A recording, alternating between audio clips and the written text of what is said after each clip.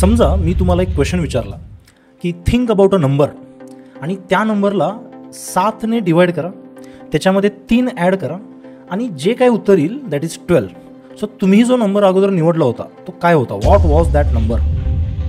Pause the video and think about this, how you can solve this. Let's make it little easier. जो number आपल्याला माहीत नाही त्याच्याऐवजी आपण एक बॉक्स लिहूया.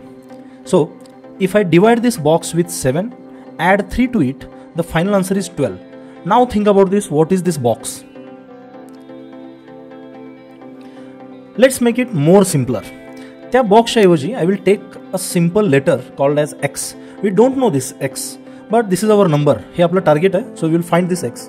सो जर मी एक्सला 7ने डिवाइड केलं, त्याच्यामध्ये 3 ॲड केलं, द आन्सर इज 12. अजूनही आपल्याला हा क्वेश्चन सुटलेला नाही आहे, पण सुरुवातीपेक्षा आत्ता हा क्वेश्चन सुटेल असं वाटतंय. It is more solvable than before.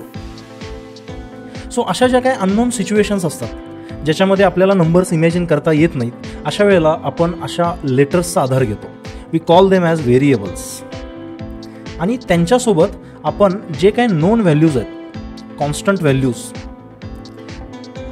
ह्यांचं जे काही मॅथमॅटिक्स करतो we call that as algebra और बीजगणित. आणि फिजिक्समध्ये अल्जेब्रा हे खूप इम्पॉर्टंट आहे. It is the backbone of physics. So तुम्हाला अल्जेब्राचे काही स्किल्स येणं खूप गरजेचं आहे. So the basic skills are first expanding the brackets, second it is solving linear equations, third taking out common किंवा ज्याला आपण फॅक्टरायझेशन असं म्हणतो, फोर्थ रिअरेंजिंग द फॉर्म्युला. कधी कधी फॉर्म्युल्यामध्ये भरपूर गोष्टी दिलेल्या असतात आणि कुठली तरी एक कोपऱ्यातली व्हॅल्यू काढायची असते. सो खूपदा स्टुडंट्स कन्फ्यूज होतात की how to rearrange that formula to find out that particular value.